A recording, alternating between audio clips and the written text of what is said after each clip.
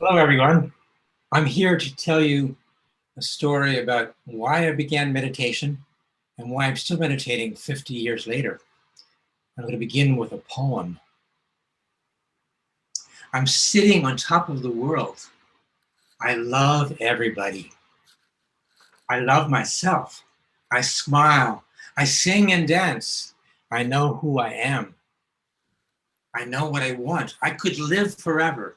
I could die now and be happy. I'm filled with light. I'm ready for what will come. I'm surrounded by light. I'm surrounded by love.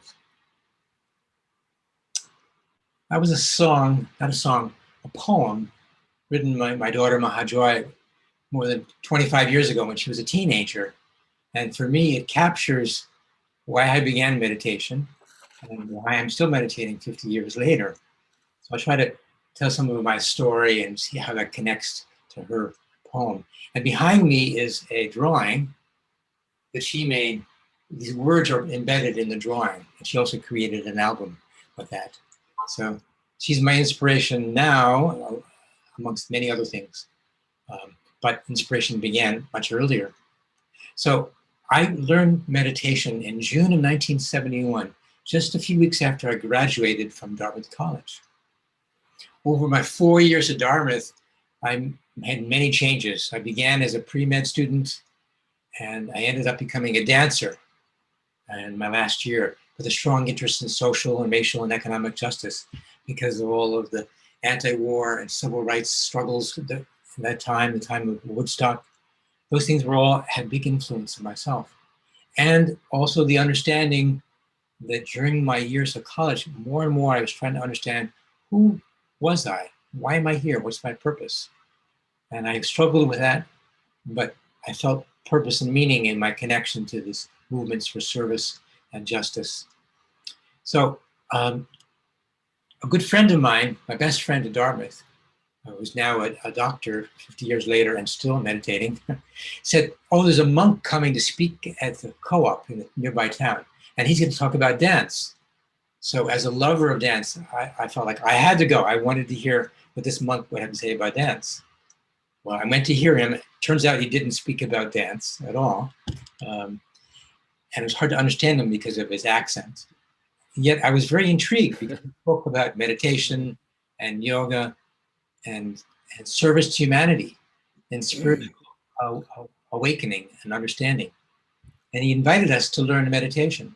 So I did learn meditation that evening. I learned a simple practice with a mantra. And his meaning of that was by connecting to a deeper light, a deeper love within me and all around me. And I remember also that I took an oath at that time. Part of the meditation practice was to not harm anyone consciously and to serve others according to the best of my capacity. And of course, that really resonated deeply with my life's experience of why I was here and what I wanted to do. And the ideal of this path, which was called Ananda Marga, I learned, it was a path of self-realization, getting to know our deeper self, and service to humanity. So again, that you can see how that fit in with my life up to that time and that time in this world.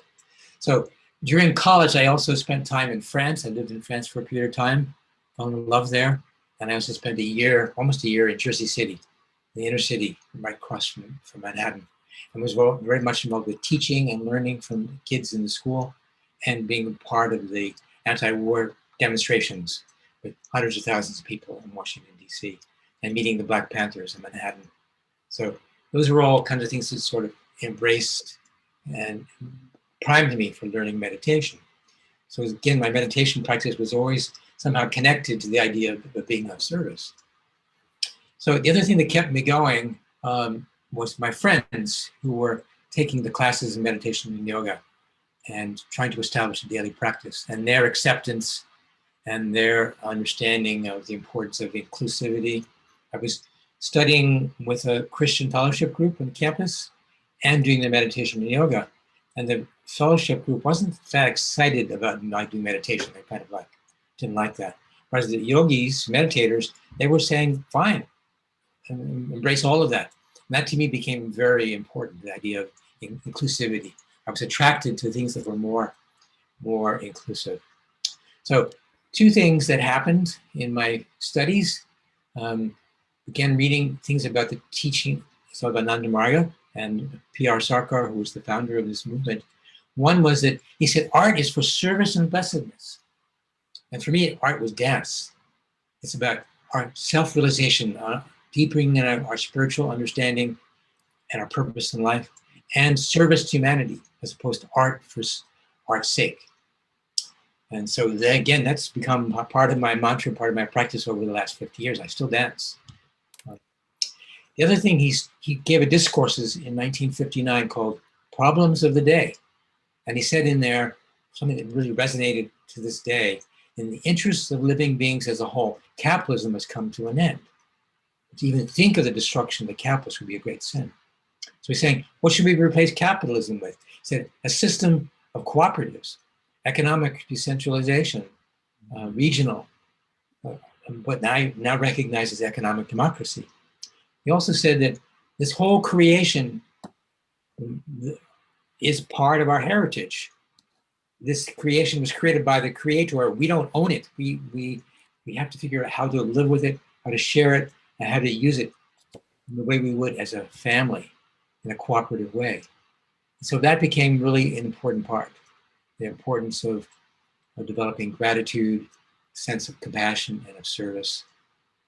And over the last 50 years, my meditation has continually reinforced my feelings of connectedness, my understanding of myself, my love for my family, which has grown, how to expand that love of family that comes out of the meditation and the dance and service, activism, and embrace more and more, become more and more inclusive. So going back to her final words, I'm surrounded by love, I'm surrounded by light. And may all of us find within us that love and that light and deepen it and share it and come to create a better world for all of us. Thank you.